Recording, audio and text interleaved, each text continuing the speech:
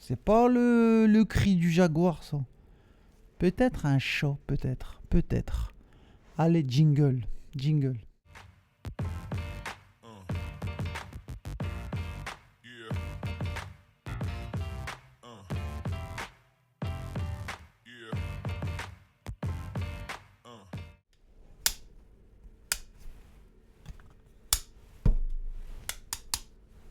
C'est bon là, ça tourne? Allez, ok. Bienvenue, bienvenue, welcome, welcome, bienvenue sur le podcast de la Ligue des Champions. C'est la Ligue des Champions, la PL, c'est la première ligue ici. Bienvenue, bienvenue, welcome.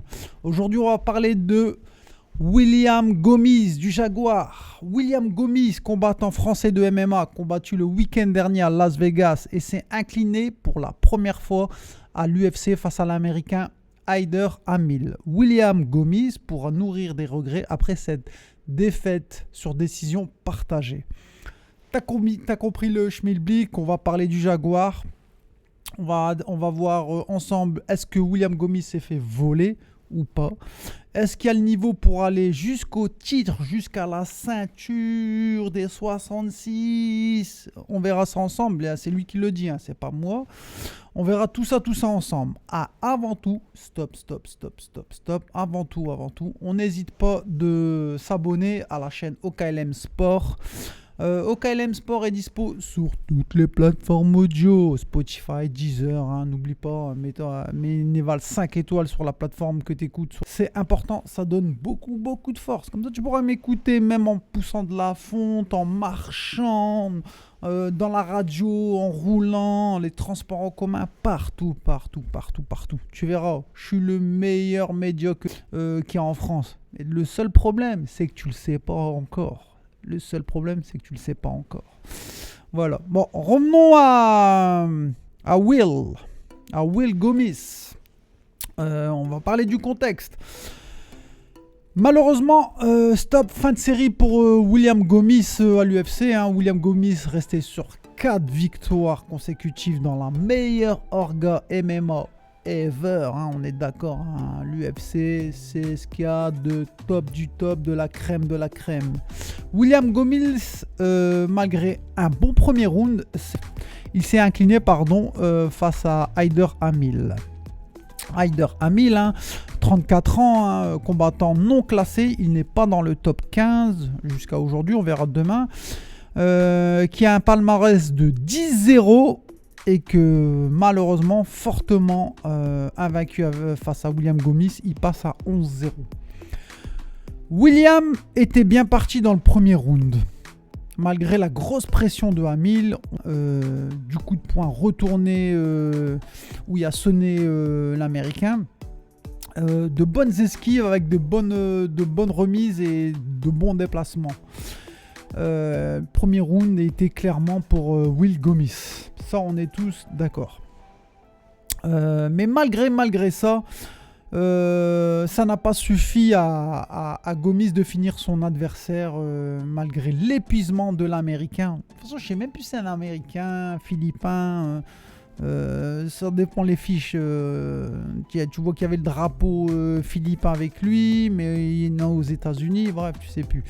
Bref, face à l'Américain Hamil, qui avait, souvenez-vous, à chaque interround, il rentrait la bouche ouverte et il était mort. Moi, je voyais ça, je me dis c'est bon, c'est qu'une question de temps.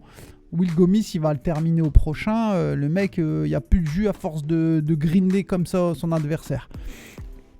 Mais l'Américain a continué d'être un rouleau compresseur pendant ces 3 rounds. Il laissait très peu d'espace à Will Gomis.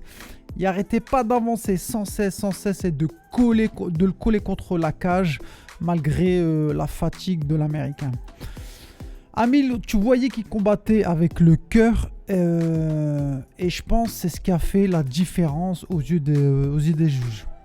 On se souvient tous de la phrase d'oncle Dana White. Il dit tout le temps, il le répète sans cesse. Ne laissez jamais la décision au juge, mais malheureusement, William Gomis n'a pas écouté oncle Dana White. Est-ce que William s'est fait voler? Est-ce que William Gomis a gagné ce combat? C'est la question. 1 million d'euros. Je vais donner mon avis, les enfants. Pour moi, clairement pas. Il y a vraiment pas du tout scandale, il n'y a pas de quoi crier au vol sur la victoire de l'Américain. William Gomis ne s'est pas fait bananer. William n'a pas fait simplement le taf, les enfants. Oui, il n'a pas fait le taf. Il n'a pas fait le nécessaire pour gagner clairement ce fight aux yeux des juges. Et il n'y a pas scandale du tout. Non, il n'y a pas scandale du tout. J'entends des Taylor pendant le combat. Un peu Antoine Simon, mais plus Taylor, hein, la pilus, dire oui, c'est contestable, Gomis a fait le taf, il ne s'est jamais senti en danger. Il a le deuxième et le premier pour Gomis. Et Amil a pris que le troisième. Revenons au fight, les enfants. Revenons au fight. Il y a clairement le premier round pour Gomis. Et le troisième, il est pour l'Américain Amil. Ça, il n'y a pas de débat, c'est clair et net pour tout le monde. Celui qui fait litige, celui qui fait écharpe dans le pied, dédicace à Doumbé, c'est le débat du deuxième round. Quand tu regardes bien, pour Taylor, lui, c'est unanime. Hein. Taylor, Antoine, un peu Antoine. Hein. Tu vois qu'il ne suit pas trop Antoine Simon, mais Taylor, voilà. Pour lui, pour Taylor, c'est Gomis qui gagne, sans aucun doute. À l'antenne, il le dit. Clairement, Amil ne mérite pas cette victoire. Et quand tu regardes bien le deuxième round, on va le décortiquer, les enfants, le deuxième round. Ce fils de chien de deuxième round, on va le décortiquer. Oui, Gomis, il n'est pas en grand danger. Mais le Ricain, lui, ce qu'il fait sur le combat, il n'arrête pas d'avancer. Malgré la fatigue, sur Gomis, il ne le lâche pas. Il varie ses skills, l'Américain. Il strike, il fait du clinch, il le green contre le grillage, la cage.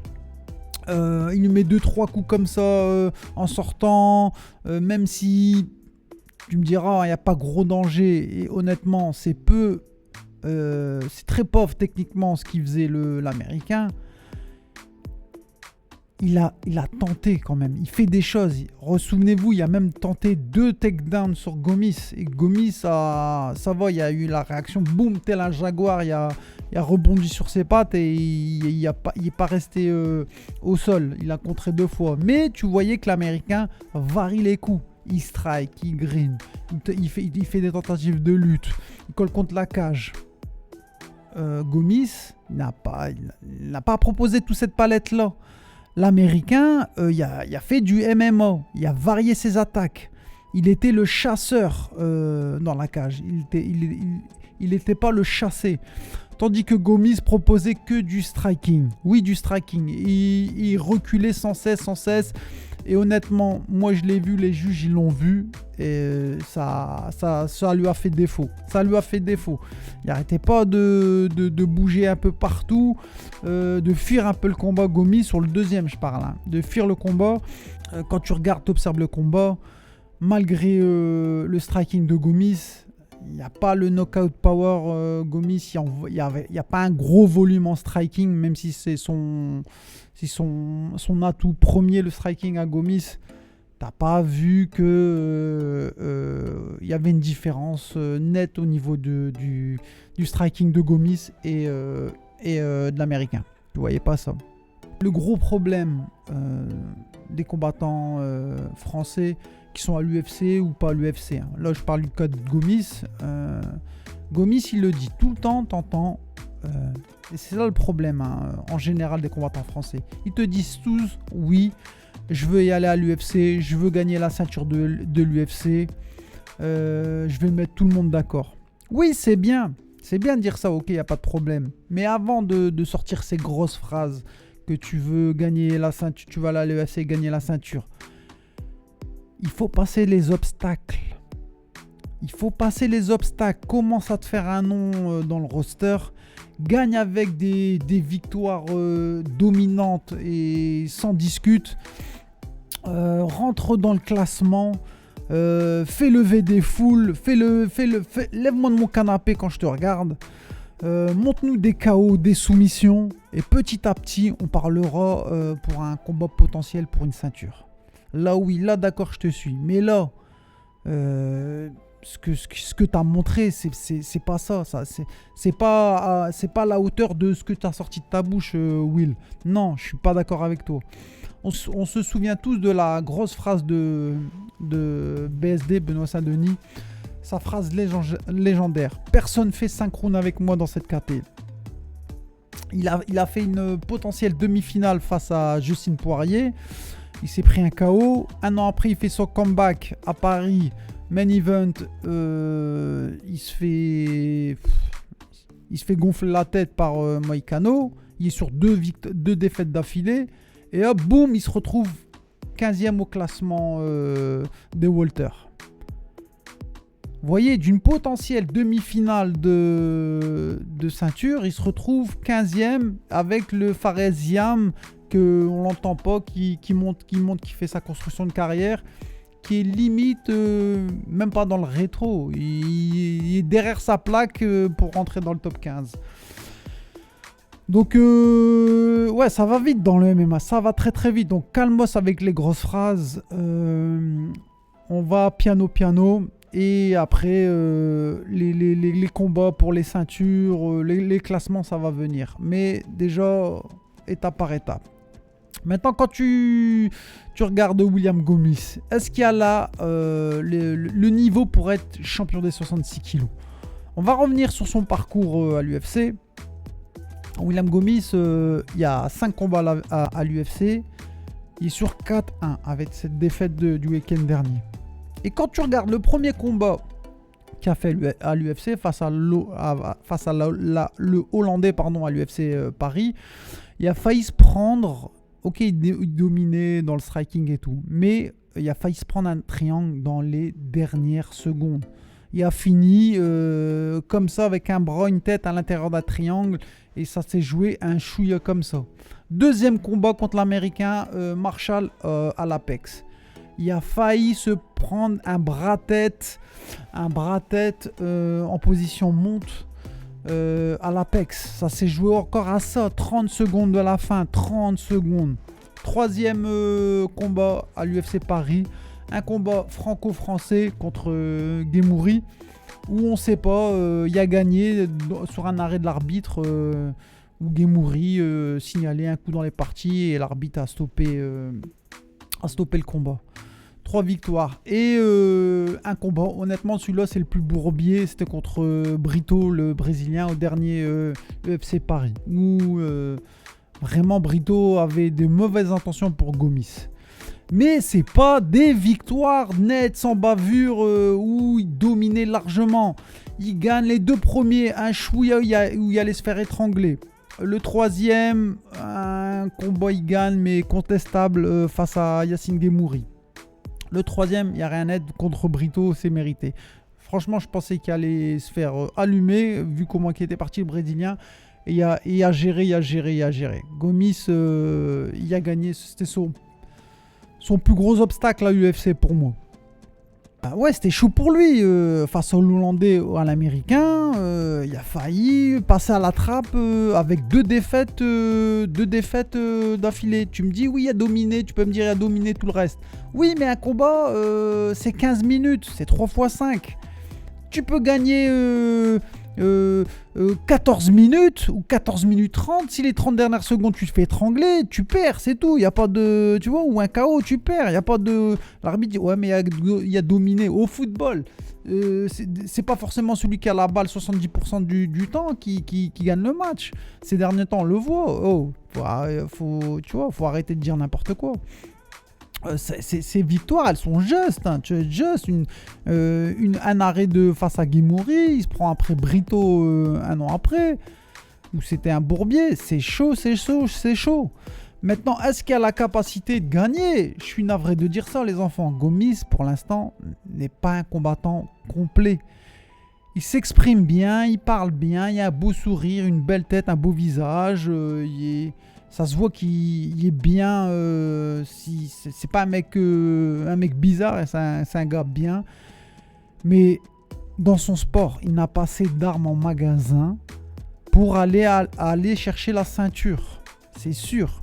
Le gars, il fait que striker et c'est tout. Et son striking, il n'y a pas le knockout power, Gomis. Il débite pas un gros volume. Il est tout le temps dans le reculoir et sur des remises. Il gère. Il est en gestion dans ses combats à l'UFC. Il est en gestion, il n'est pas à la finition.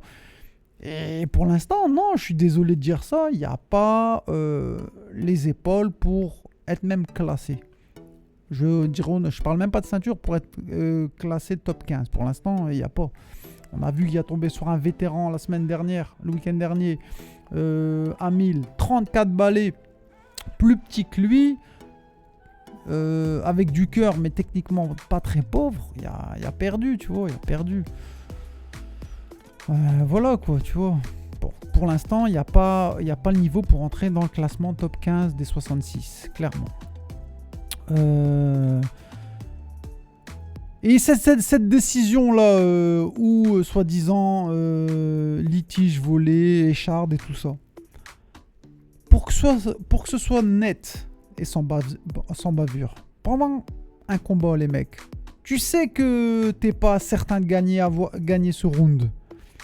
Tu dois être dans la capacité de changer ton fusil d'épaule pour convaincre les juges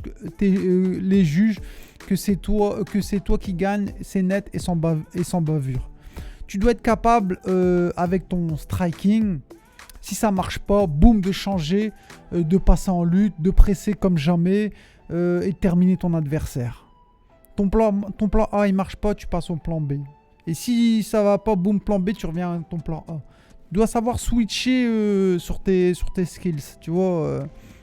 Tu dis à ton adversaire, choisis ton poison, c'est tout. Et à la fin, c'est lui qui clapse. Et ça, Gomis, je suis désolé de le dire ça, ne l'a pas. Il y a un striking à reculons. Il n'a pas arrêté de gérer comme si c'était pour acquis chaque round. Malheureusement pour nous, il n'y a pas vol, il n'y a pas scandale. Un combattant de haut niveau doit savoir tout faire, être polyvalent, être dangereux dans toutes les parties du MMA. Gomis, il est striker et son striking n'a pas eu d'effet sur un 1000, je suis désolé de dire ça. Regardez le classement du top 10, rien que le top 10 des 66, c'est un bourbier. T'as des mecs comme Topuria, champion, bon lui il est monté en 70, mais officiellement il est dans le 66, c'est lui le champion.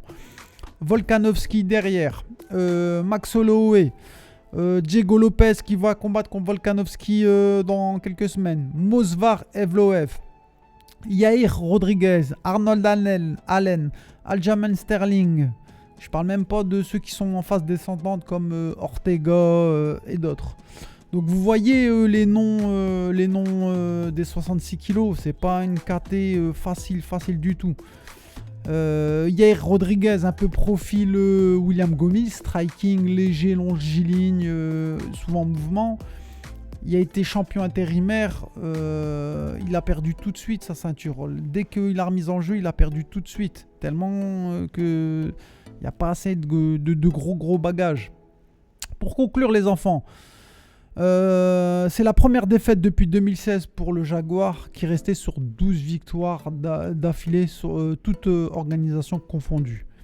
Malgré la décision des juges, Gomis reste très déçu mais n'a pas à rougir de cette défaite qui on l'espère, ne devrait pas affecter sa cote à l'UFC. Voilà les enfants, see you, on se capte bientôt. On n'oublie pas les abonnements, les partages, les commentaires. Tout est en description. On se voit bientôt. See you, peace.